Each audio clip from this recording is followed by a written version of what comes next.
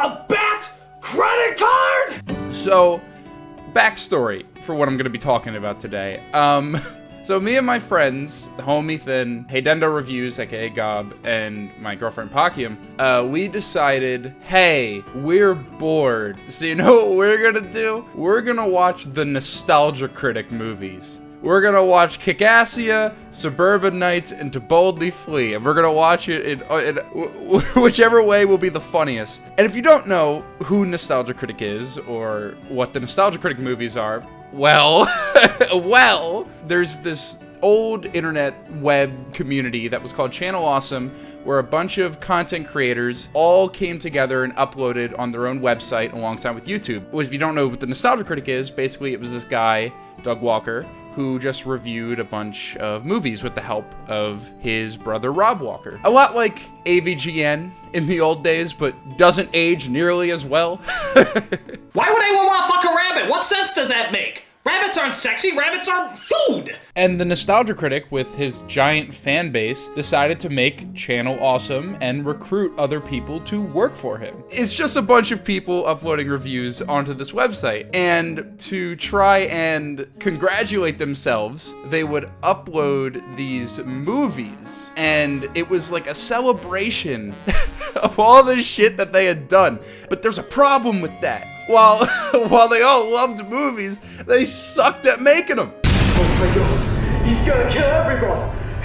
Guys, get me out of this thing! And this is where things get a little complicated, because they weren't just made by all of them working together. They were written and directed by Doug Walker and Rob Walker, who, for lack of better words, are up their own asses. They don't know what the hell they're doing. So seeing them try and make their own movie is really fucking funny. If you don't know, these movies have reached a bit of notoriety on the internet because everyone loves to make fun of them. And me personally, me and my friends, I love schlock. Like, I'm one of those people who unironically really enjoyed the Emoji Movie, which no one enjoyed, because I watched it with my friends and was just fucking crying laughing. Because how could you make something this bad and soulless? And I get enjoyment out of stuff like that. Of course, you watch The Room, I watch The Best of the Worst with Red Letter Media. Like, I love shitty movies. So if I get the opportunity to watch them, I want to watch them. And this is where kind of the story begins. Because basically, I went into watching these movies thinking that I was just going to sit there and laugh at a bunch of shitty movies. But what it turns out is that each one is so uniquely bad, but also has promise, weirdly. It's so fucking weird. I remember finishing To Boldly Flee, the last movie, with my friends, and just, we sat there and talked about it for a minute, because it was almost not what I expected, and it failed so hard at what it was trying to do, but you could see remnants of something, of someone who cared about something in this movie, and I thought that was interesting. Now, granted, these movies are pieces of shit. All of them fail spectacularly at what they're trying to do, but there's promise. And before we go further, I want to make it clear, if you don't know, Channel Awesome was filled with a lot of shitty people and a lot of shitty management. You know, Doug and Rob Walker might not be the best guys. They might have done a no-no or two. You have people like Jew Wario, who was a grooming piece of shit. You have Spoonie, who was threatening to sexually assault people on Twitter. You got some bad people here, which makes it that much more fascinating. You know, the recording and directing of these movies, everyone got underpaid while making these movies, and we're out in the fucking desert sweating their asses off for 18-hour shooting days. It's fucking fascinating, and I have a lot to say on these movies. It's really, really funny. So let me just pull out my phone out here. Oh my god, I just ripped that off of Germa. God, my life sucks. So starting off, we have the first movie of the Channel Awesome Doug Walker trilogy, Kick-Assia.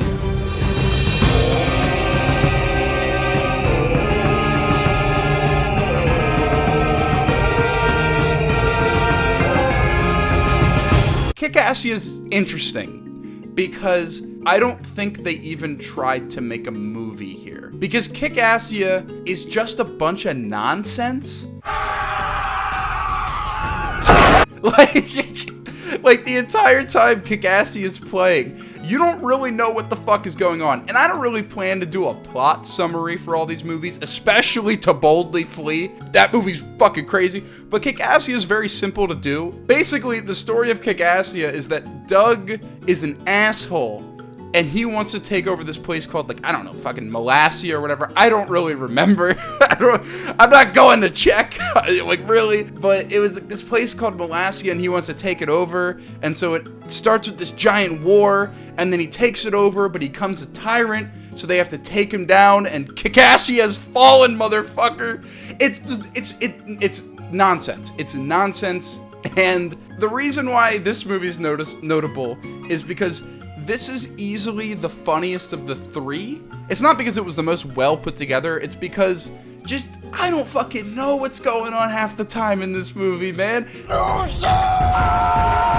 It's so stupid. And you have, like, Doug in his, like fucking M. Bison outfit for no reason, looking like a dingus. For some reason, everyone just starts chanting, "We love Santa Christ" for like 15 minutes, and they bring in the guys from fucking the Dragon Ball Z abridged people. It's weird, man. You got Lindsay Ellis, who's acting like, oh, I'm the... You have Lindsay Ellis acting like, oh, I'm the secretary, but I'm gonna take over Nostalgia Critic. It's fucking stupid. It also gives us some of the funniest fucking moments, like Lindsay Ellis just getting knocked the fuck out. No offense, but... And basically, that's kind of Kick-Assy in a nutshell. Out of all three of these, it's the one I easily recommend you watch with friends, because there's just so much chaos. If you're new to the trilogy, a lot of the bad effects and everything that stays till the end is still kind of new and fresh in your mind, so you're still really excited to see just how bad the cinematography is. It does lull in the middle, because that's when it starts, like, interviewing, oh, Kick-Assy, what do you do? What's going on? Kick-Assy news. It kind of sucks there. There's also going into this isn't the last time I'm going to mention it, but going into a lot of the Channel Awesome, change the channel movement stuff. This movie had a lot of kind of abuse behind the scenes. I mean, poor Lindsay Ellis and stuff like that. Like, a lot of, like, kind of the really disgusting way they play her character in basically in all three of these movies, and how they treat women, and just the narcissism of Doug. Doug is the most interesting character, and we'll get to him in the later movies. But all you really need to know about this is Doug is just kind of an asshole. And in the later movies, he's trying to rectify that. And we'll talk about that more when we get to it. But basically, Kick-Assy is the best of the three to watch and make fun of. And it's also not Suburban Nights.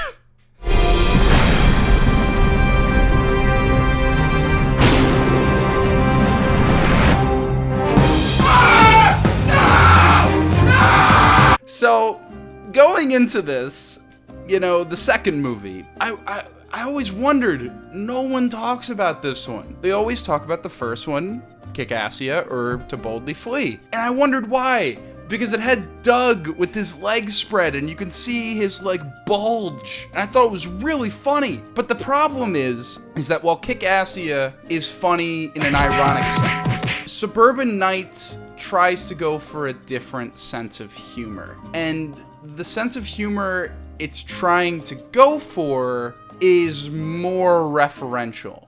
Wielder of the flame of honor, dark fire will not avail you, flame of Voodoo! And not to say that Kick-Assy doesn't have referential humor. It has up the wazoo. You know, the wazoo. That was not funny. That was not, this is what happens when you improvise shit. But Suburban Nights is all just referential humor, because they're going on a quest to save the world. And to do that, everyone's got to dress up as a popular fantasy character. So here's Harry Potter, here's Gandalf, here's me wanting to die while watching it. It's so bad. And I found just Suburban Nights so upsetting, because this is where they actually also start to try with the story. The alchemist was named Aeon. The sorcerer was named Malachite. In turn, Malachite taught Aeon the ways of magic, spells, once word reached Malachite, he taught Malachite the ways of science and challenged Aeon in battle. But then the great king To sum it up, because the story is so convoluted and stupid, basically there's like... Oh god, I'm not looking it up either, I'm going off of memory. There's like this elder god person who is trapped by the power glove, and he's trying to grab it to take over the world because it was in like Arthurian times, and fuck, I'm losing it. There's like a secret society trying to defend the glove, but the glove was just in a sewer, and they find the glove, and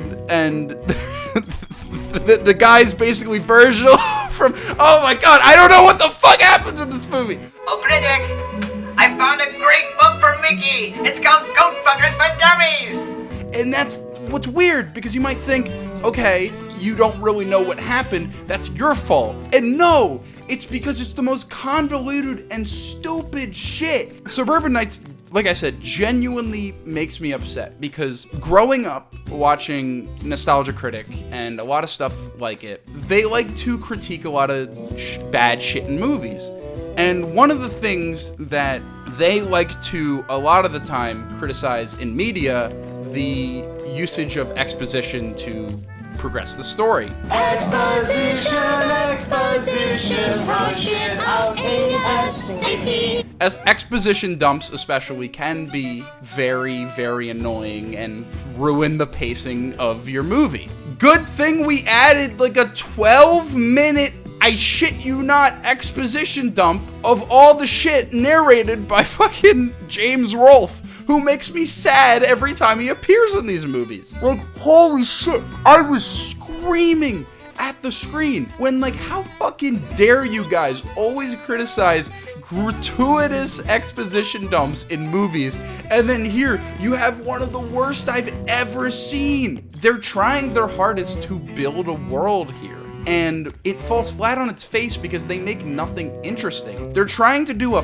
parody movie of like all these sort of weird topics, but then also try and do this serious like drama fantasy story, and it doesn't gel well here. It's not fun to watch, and it's very, very uncomfortable. Like, the only two women, like Obscurus Lupa and Lindsay Ellis, who have come out with a lot of abuse stories, and in this movie you have them weirdly like playing up how much they want to fuck Jew Wario, and Jew Wario's a known like pedophile groomer, and it's gross and uncomfortable, and there's a lot of scenes that just drag on and have these people who clearly just don't look like they want to be there. And fucking Film Brain, my god, any scene with Film Brain, I don't even want to get into Film Brain. I hated him. My friends agree. Legitimately, there was not much for us to really get excited about, except for one character. Easily the fucking best character in the entire franchise is fucking Joe. Angry Joe. When you look in the background of a lot of these like wide shots, you could just see no one is having a good time because of like the poor work conditions and everything. They're just sad, except when you see Joe, because Joe always looks like he's having the time of his life, and he's giving it his all, and it is infectious. My name is Inigo Montoya, motherfucker! Joe on the way to fuck your wife, it's so good. He's just giving it his all, and he's got easily some of the funniest fucking moments. And to boldly flee when we get to it, holy shit, Joe. Hi, I'm obsessed with violence and anarchy, probably because my mother didn't hug me enough. Hey, I love my mama! He's hamming it the fuck up. And it's weird, because I don't really like Joe's content. I don't really like him, but he's so good. He's so fucking good in these movies.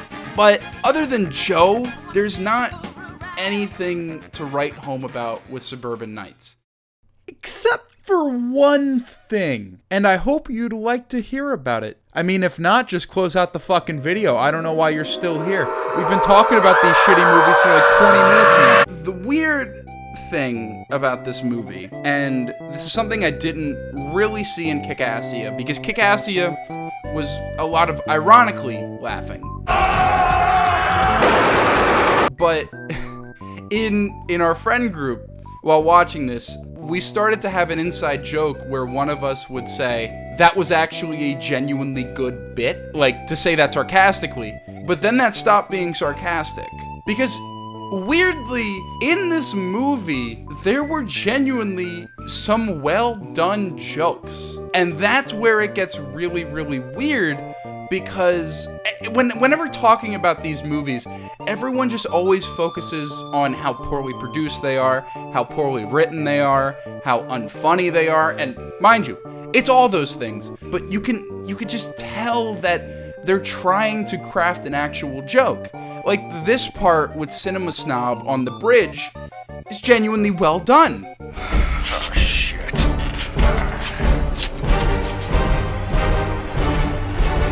Prepare to meet Kali in hell. That's actually really good visual comedy. I'm fucking stunned.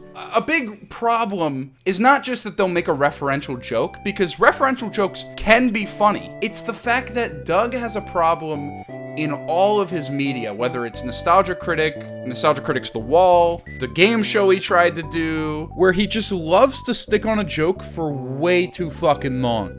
And that's sort of my problem with Doug. There's genuinely really, really well-crafted jokes that are paced perfectly, but they feel like accidents. And they're very few and far between in this movie. They're trying to do a story here, which is very, very important in the next movie. They're trying to actually build character development, but none of it works. None of it's fun, and that just makes me sad. I was sad watching Suburban Nights. I was angry watching Suburban Nights, because these people should fucking know better. These are people who make their entire living shitting on movies, and this is what they produce. That's fucking embarrassing. You didn't bring the map with you, did you? Maybe. Now, okay, while those two movies had their ups and downs, the third movie, To Boldly Flee, which is 3.5 hours long, like as long as The Lord of the Rings, Fellowship of the Ring extended, and is easily the most notorious. I actually have a lot of unique things to say about this movie, because Suburban Nights, there's nothing really there for me to talk about. It is just frustration. Kick-Assia is also not much. It's just, let's laugh at all the people doing stupid, silly things and fail horrendously. But more so than those first two, To Boldly Flee feels personal. And it is personal if you know the backstory behind it. Doug Walker wanted out from working on the Nostalgia Critic, and he wanted to go out, obviously, with a bang.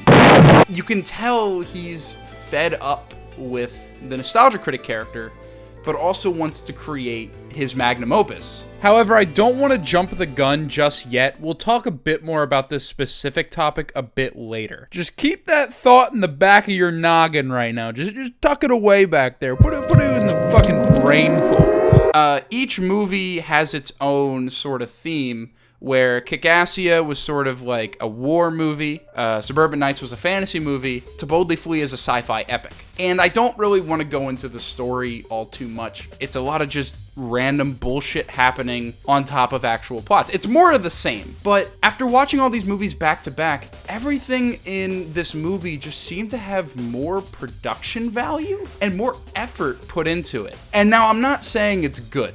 I'm not saying it's good.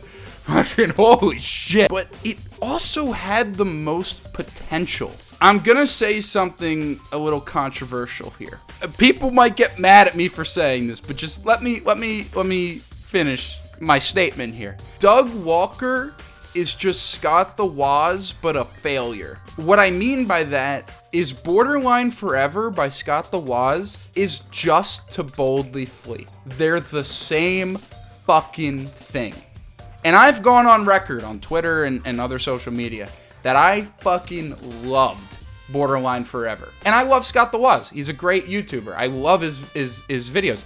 I'm not shitting on Scott by saying this, but it has all the same beats. They go to space, they have to defeat an evil being in space. The production values aren't that high. It's very amateurish. There's musical numbers. There's a ton of only inside jokes that you'll only get if you're a diehard fan. There's one thing I hate more than the Green Bay Packers. It's sex. Honestly, deep down, I've always felt like I've been a Wendy's employee. Well, I've always been a vegan. I haven't. Is that a gun? No. It's Gex. Wait, Critic, where'd you get the beaming device? The one that brought us here? I stole it. From who? So, the critics have come home to roost, eh? All this shit is just Borderline Forever. It's just what Scott the Woz does. Then why do I like Scott? Like, Scott does it well. And that was fascinating to me, because I remember screaming out in the middle of the fucking movie, this is just Borderline Forever. It's just it. I think it's really interesting because I've wanted to do a video talking about Scott at some point, because I very, very much so admire his work ethic and how he structures a joke. Because when Scott the Woz structures a joke, even if his joke fails, he's a mile a minute with these. He's got the pacing and execution of a joke. Because not every Scott the Woz joke is a winner, but he'll be blasting them off at a mile a minute with these fucking things. Eventually one's gonna land, and then it's right on to the next one. Like, there can be gut busters in there. Just pay attention to how many jokes are in this one, 15-second scene. I'd say maybe you're the killer. That's impossible. He's a murderer. A murderer with a heart of gold. Oh, and I'm not a murderer with a heart of gold. You're a murderer? I was lying as a joke. So you lied in a court of law? As a joke. But Doug is trying to do something very similar, or first, where he's trying to make a giant love letter to the Nostalgia Critic, to all these people, and to all these inside jokes. But he has the opposite effect of Scott, where Scott's jokes are so fast. With Doug, he does what he did in Suburban Nights, where he just sticks on a joke. And stop, Doug! Just stop! There's genuinely well-crafted jokes in this movie, and some of them are actually really good. I laughed a few times in this movie. The picture. Oh, this is taking too long! Put on the video tutorial! No, you got it in French! Il est inutile d'attendre 24 heures et je n'ai aucun conseil. If it cut right here, I laughed, and I was like, man, this is really funny. But then it kept going. Engage the French translator! Bonjour! I am your French instructor! To continue this lesson in French, please press 1. And you're just like, Doug, no, you had a funny joke. You had something here. And you fucked it, and it's frustrating. Now, not to say there isn't funny jokes, but most of those are Joe! That looks suspicious to you. Oh, no, he always wears that brown hat. Because, okay, I'm gonna gush about Joe some more. Because, holy shit, Joe kills it in this movie. Because by this point, I need to make it clear. Me and my friends were watching this, and by the third movie, we just kept screaming, drunkily, bring up Joe! When Joe's not on the screen, everyone should be asking, where's Joe Vargas? Oh, as if. Bitch. He just brings an energy. And we would joke, this part where a random person's house blows up and Joe just looks sad. He looks like he actually died. I think he's dead. And any scene with him is so fucking good. This part where, all right, how do we solve the problem? Send in Joe! We're screaming, send in Joe! And then they teleport Joe in, and he fucking domes the guy with his gun, and then he just waves goodbye, and we're just like, yeah, we're cheering, because we fucking love Joe. And then he, at the end of the climax of the movie, he's breaking in with, a fucking song and dance number that we'll get to. It's so good. It makes me almost want to be a fan of Angry Joe, because he's so enjoyable to watch. He's got an energy to him. I don't really like his content. I don't. But it went from, in the first movie, ironically being like, oh man, Joe's really hamming it up, to by this movie, we're cheering at the sight of Joe. And it might just be us, because, you know, we watched 3 really bad movies in a row. But just Joe, man.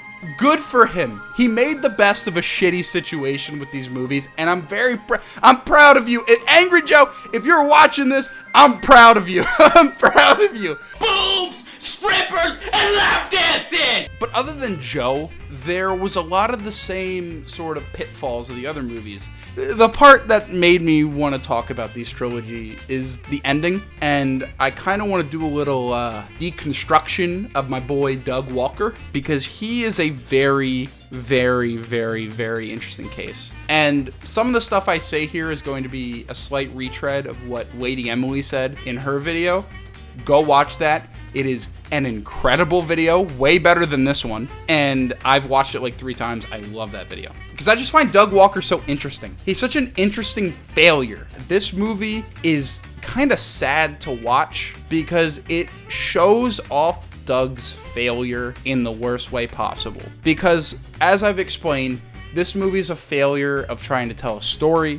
This movie's a failure of trying to tell jokes. It's a failure of cinematography. It's a failure of enjoyment. But it's also a failure of Doug, because this movie was supposed to be the finale for the Nostalgia Critic. Basically, Doug enters the plot hole, which is stupid, where he ends up meeting the writer, and the writer's Doug, not Nostalgia Critic, Doug. And they have a very interesting conversation. So I'm just a character? Well, you were at first, but now you're something else. What? Evolved. What do you mean? Think about it. Would the dictator from Kick-Assia actually give a shit about his friends? Would the money-grubbing egomaniac from Suburbanites actually give a crap about a dead Indian boy? I didn't expect that when I started writing you long ago. But ever since then, you've changed. You've literally leapt off the page and taken on a life of your own. It became less of me writing you what to do and you telling me what to write. That's kind of fascinating, because I've met a lot of people who have like online personalities that feel like eventually it sort of starts to overtake who they are as a person. Hell, I get that sometimes where I do online stuff and it kind of molds me into a person. And then you have Doug here who creates this uber successful character about basically just tearing down other people's works, and he starts to realize that it's kind of making him as a person unhappy. That's kind of interesting, where you have this character that you never meant to grow this big, but kind of becomes larger than you as a person, and how that can affect you. The problem is, you don't do that in a self-masturbatory 3.5 hour long movie. You don't do that, Doug. It comes off as you stroking your own fucking ego. And he even does it in this scene. You were a character that I created for an online media show. I don't mean to brag, but it was a pretty big hit. Like, have some self-awareness, Doug. Come on. I was almost sympathizing with you here, man. You had something. Because I get it. I get what you're going for here, and it's kind of interesting. Genuinely. But you fucked it, man. You fucked it.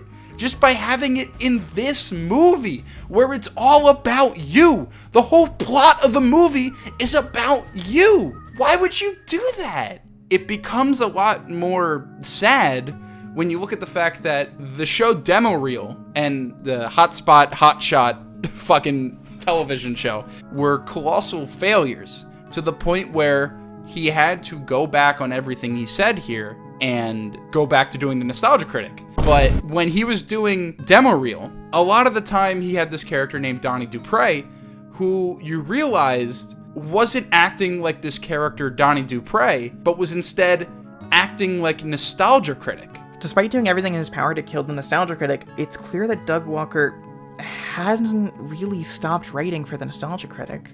Doug wasn't playing a new character. He was playing the Nostalgia Critic again, because Doug only knows the Nostalgia Critic.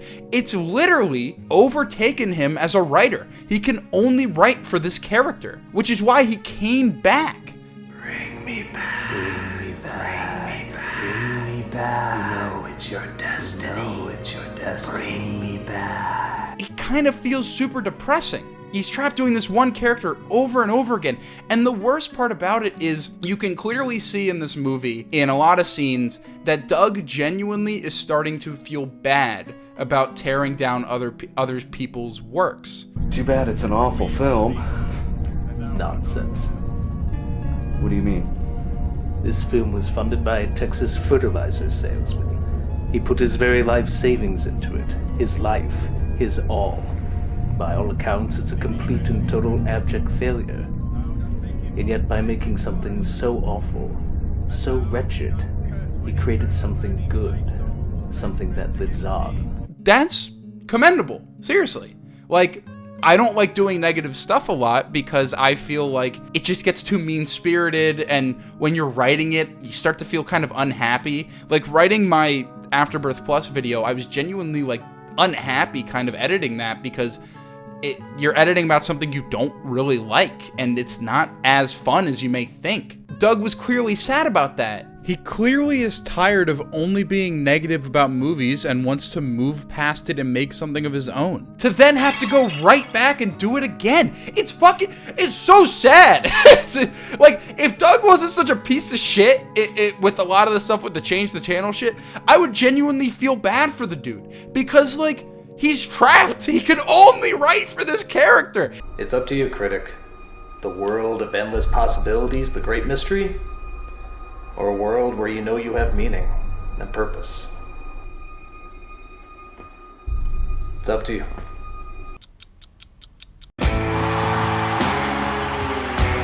And it's so interesting because Doug is just a sad man. He's losing hair. He's bald. That's already sad. But even more, he's trapped. He's trapped in this fucked up thing called Channel Awesome, where he has to know that he basically watched abusers abuse people because he tried to make amends for what he did all those years ago, and all those years what he basically built up as his own personality, and then completely and utterly fail at doing anything else interesting and gain any other sort of audience. It's fucking fascinating and so depressing. It is something I never wish to happen to me. I wish I could break out and do more exciting things, and I kind of am. Me doing this is me trying something new. And if it's a failure, it's a failure. I want to keep moving forward. And you look at just Doug Walker, who's trapped doing the same thing over and over again. And I kind of pity him. It's depressing. And it makes the whole end of this movie really weird. Because to get to this point, there's like a song and dance routine that is actually pretty good. I'm gonna be in the minority with that. It's the distraction song, and the lyrics are stupid, but it feels like it's supposed to be stupid. Like, there's a joke with it. The song is, we need to set a distraction, so let's sing about setting a distraction. That's a joke that can work. While Lindsay Ellis doesn't have the best voice, it sounds pleasant enough. And Doug actually fucks it up. I'll give him credit. When he gets to singing, he actually does not a bad job in this. And I know something's gonna happen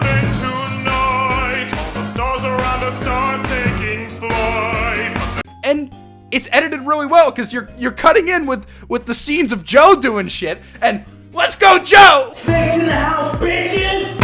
It's not bad. It's a good action scene. Granted, if you put it up against a different movie, like even a different like YouTuber movie, like the Ashens movie, Night and Day, but you can see that they're trying. And if you put it next to something like Scott the Woz, you can get where they're coming from. You can. Scott's just got it down and Doug just didn't. I really feel that Doug could have the potential to do something more. He could have the potential to make something good. But it's a man who's too lost in his own ego, and more importantly, too lost in his own character.